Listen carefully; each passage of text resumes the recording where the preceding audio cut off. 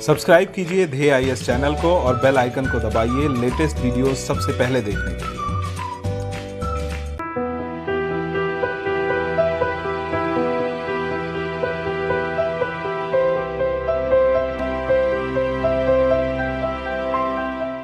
नमस्कार, मैं सुनील वर्मा ध्येय आईएएस टीम की ओर से आपका स्वागत करता हूं ध्येय टीवी पर। हम बात करेंगे डेली करंट अफेयर्स के अपने प्रोग्राम पर, जैसा कि हम प्रतिदिन करते आए हैं।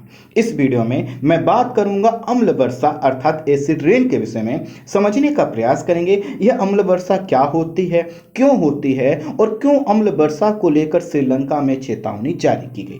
आइए इसको संक्षेप में थोड़ा सा समझने का प्रयास करते हैं। एक पानी का जहाज था जिसका नाम था MV एक्सप्रेस पर्ल, जो कि कोलंबो कोस्ट अर्थात कोलंबो तट से कुछ दूरी पर ठहरा हुआ था। लेकिन 10 दिन पहले इसमें क्या हुआ, आग लग गई और यह जो आग थी काफी भीषण आग थी, यह बुझाने से भी नहीं बुझ पा रही थी। और यह जो जहाज था इसमें 325 मीट्रिक टन क्या था, ईंधन था और 25 टन क्या था, नाइट्रिक एसिड था। ये सब कुछ क्या हुआ, जलने लगा और जलते जलते जो है पूरे वायुमंडल में अगर देखा जाए तो पूरा काला जो है कि एक तरह से धुंध छा गया।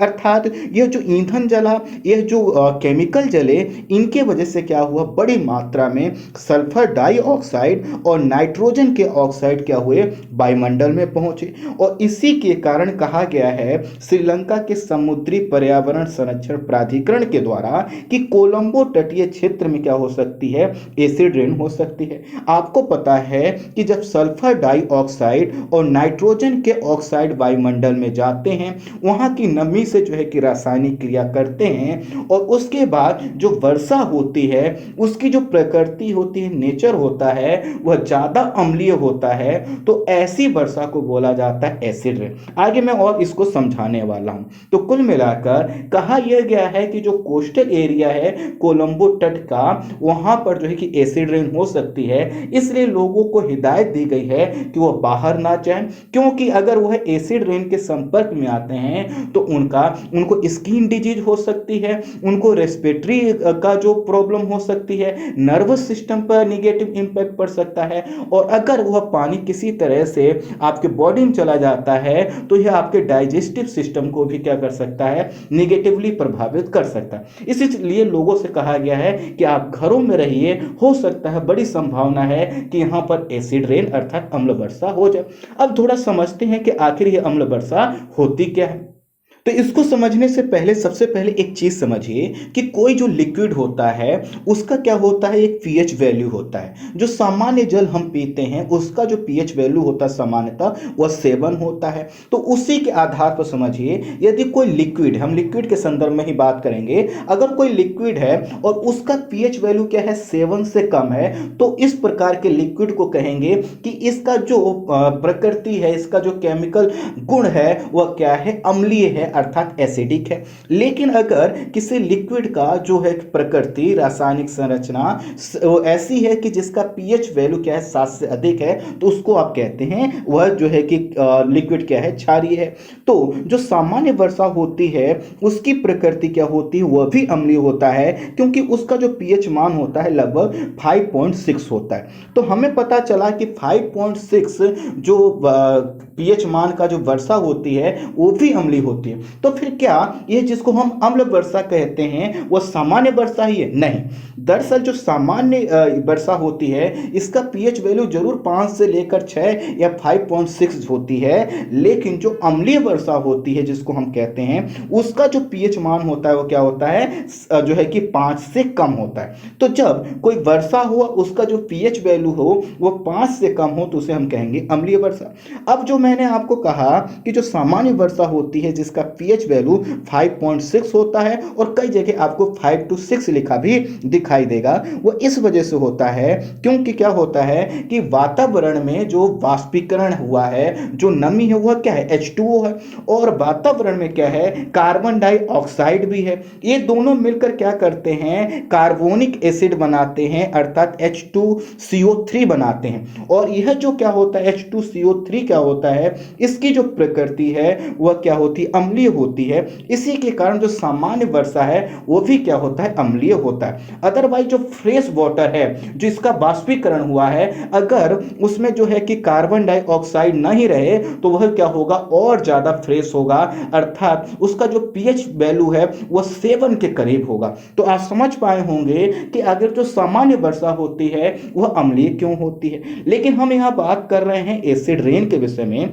तो होता क्या है कि वायुमंडल में जब क्या होता है, सल्फर डाइऑक्साइड और नाइट्रोजन के ऑक्साइड ज़्यादा हो जाते हैं, तो उससे जो वर्षा होती है उसका पीएच वैल्यू क्या होता है, 5 से कम होता है, और इसको हम जो है कि अम्लीय वर्षा कहते हैं। जो अम्लीय वर्षा होती है सामान्यतः यह देखा गया है कि उसका पीएच वैल्यू क्या होता है, 4.3 से लेकर 5 के बीच में होता है। तो अगर आपसे कोई रेंज पूछे कि सर्वाधिक अम्ल वर्षा किस पीएच वैल्यू की होती है जो कि एसिड रेन के अंतर्गत आती है, तो आप बताइएगा कि उसका पीएच वैल्यू 4.3 से 5.0 के बीच में होता है। अब एक चीज और ध्यान रखना है, ऐसा नहीं है कि सब वर्षा ही होती है, कई बार ठोस पदार्थों के रूप में भी जो है कि यह जो पदार्थ हैं, चाहे वह सल्फर डाइऑक्साइड हो या नाइट्रोजन के ऑक्साइड हो, यह गिरते हैं जैसे डस्ट पार्टिकल के रूप में। तो इसको भी हम अम्ल वर्षा के अंतर्गत रखते हैं। अर्थात अम्ल वर्षा जो है कि सूखे रूप में भी हो सकती है, आर्द्र रूप में भी हो सकती है। आर्द्र रूप में जैसे वर्षा होती है, कोहरा होता है बर्फबारी के रूप में, और अगर सूखा जो ड्राई एसिड रेन होता है वह डस्ट पार्टिकल के रूप में हो सकता है। और प्रमुख रूप से उत्तरदायी कौन से माने जाते हैं इनके लिए, एसिड रेन के लिए, वो सल्फर डाइऑक्साइड और नाइट्रोजन के ऑक्साइड माने जाते हैं। जैसे इसको एक एग्जांपल से समझते हैं कि कारखानों से निकलने वाला जो सल्फर डाइऑक्साइड है उसको आप क्या बोलते हैं, SO2 बोलते हैं। यह क्या है, जो वायुमंडल में जो नमी है वह क्या, उसको हम क्या बोलेंगे, H2O है वो। तो सल्फर डाइऑक्साइड वायुमंडल में गया, वायुमंडल में जो नमी थी H2O, उससे उसने क्रिया किया, तो यह क्रिया करके क्या बन जाता है, H2SO4 अर्थात सल्फ्यूरिक एसिड बन जाता है। और यह सल्फ्यूरिक एसिड क्या है, अम्लीय होता है, और ये जो जो है कि वर्षा के माध्यम से सतह पर आता है, तो इसी को कहते हैं हम एसिड। ठीक इसी तरह से वाहनों में जो हम ईंधन यूज करते हैं उससे क्या होता है, नाइट्रोजन के ऑक्साइड जाते हैं जिनको हम NO2 बोलते हैं। अब ये जो NO2 है ये क्या करता है, H2O से क्रिया करता है और ये कन्वर्ट होता है HNO3 में अर्थात नाइट्रिक एसिड में। और ये जो नाइट्रिक एसिड है इसके साथ शब्द ही जुड़ा हुआ है, एसिड है, अर्थात इसकी प्रकृति भी क्या है, अम्लीय है। तो ये भी क्या है, अम्ल वर्षा का। अभी जो अम्ल वर्षा होती है इसके जो स्रोत हो सकते हैं वो प्राकृतिक भी हो सकता है और मानव निर्मित हो सकता है। प्राकृतिक का मतलब है कि जैसे मान लेते हैं कहीं वोल्केनिक इरप्शन हुआ, ज्वालामुखी की क्रिया हुई, तो उससे भी क्या होते हैं, यह जो है कि गैसेस निकलती हैं, लेकिन इसका जो इंपैक्ट है इतना ज़्यादा नहीं होता। हाँ, ये दूसरी चीज़ है कि कोई एक ऐसा एरिया हो जहां बार बार वोल्केनिक इरप्शन हो रहा हो तो वहां पर चिंताजनक है। अदरवाइज जहां पर मानवीय कारक होते हैं वहीं पर क्या होता है, चिंताजनक होता है। ये देखा गया है कि जो मानवीय गतिविधियों की वजह से क्या हो रहा है, अम्ल वर्षा की जो फ्रीक्वेंसी है बड़ी है, उसका क्षेत्र विस्तार भी बढ़ा है। श्रीलंका के तट पर जो दुर्घटना हुई उसमें भी क्या होता, एक तरह की मानवीय चूक थी, और इसके वजह से क्या हुआ, सल्फर और नाइट्रोजन के ऑक्साइड बड़ी मात्रा में पहुंचे, और वातावरण में चूंकि वहां पर नमी है इसके कारण वहां पर चेतावनी जारी की गई है। अभी जो अम्ल वर्षा होगी उससे क्या क्या होगा, तो इससे नर्वस सिस्टम पर निगेटिव इंपैक्ट पड़ता है, रेस्पिरेटरी सिस्टम पर डैमेज होता है, हमारा डाइजेस्टिव सिस्टम पर निगेटिव इंपैक्ट पड़ता है। अगर यह जो है कि अम्ल वर्षा भूमिगत जल का भाग बन जाए या उस वाटर बॉडी का भाग बन जाए जिसको हम जो है कि डायरेक्ट कंज्यूम करते हैं, उपभोग करते हैं, तो उसमें क्या हो जाते हैं, हैवी मेटल्स मिल जाते हैं और ये क्या करते हैं, हमारे बॉडी पर निगेटिव इंपैक्ट डालते हैं। अगर यह जो अम्ल वर्षा है किसी तालाब, किसी वाटर बॉडी या कहीं घास वाले क्षेत्र पर भी होता है तो वहाँ की जो जैव विविधता नष्ट हो जाती है, वहाँ के जो घास हैं वो समाप्त हो जाते हैं। प्लांट्स पर निगेटिव इंपैक्ट पड़ता है क्योंकि पत्तियां एकदम जल जाती हैं, गल जाती हैं। एसिड रेन को इस रूप में समझिए जैसे आप तेजाब को देखते हैं, तो तेजाब में थोड़ा सा पानी मिलाकर अगर आप डाली तब भी तो रहेगा तेजाब, तो उस प्रकार का प्रभाव यहाँ पर होता है। मिट्टी पर अगर गिरता है तो उसकी अम्लता को बढ़ा देता है जिसकी वजह से उसकी फर्टिलिटी कम हो जाती है, ये निगेटिव इंपैक्ट पड़ता है। इसके अलावा जब ये मिट्टी के जो तत्व हैं, जो पोषक तत्व हैं, उनसे क्रिया करके उन पोषक तत्वों को तोड़ देता है और उसके वजह से वो जो पोषक तत्व पौधों की जड़ों के माध्यम से पौधे तक पहुंच सकते थे वो नहीं पहुंच पाते हैं। इसके अलावा जब पत्तियों पर गिरता है तो पत्तियां सूख जाती हैं, पीले कलर की हो जाती हैं, प्रकाश संश्लेषण नहीं हो पाता और इसके वजह से जो ग्रीनरी है समाप्त होती है, उस पर डिपेंडेंट एनिमल समाप्त होने लगते हैं। अगर आपने देखे होंगे जो ऐतिहासिक इमारतें हैं उन पर जो है एसिड रेन होता है तो उसका कलर चेंज हो जाता है। कलर चेंज होने के साथ साथ वह जो पूरी दीवारें हैं या जो भी संरचना है उस पर बार बार जो है कि एसिड रेन होने की वजह से उसमें दरारें पड़ जाती हैं, छिद्र पड़ जाते हैं और वो पूरा कमजोर हो जाता है। इसके अलावा अगर पक्षियों पर देखें तो उनके अंडे जो होते हैं, चूंकि वो क्या होता है कैल्शियम के बने होते हैं, उनको नष्ट कर देता है। कोरल रीफ में भी आपने देखा होगा कैल्शियम के बहुत ज्यादा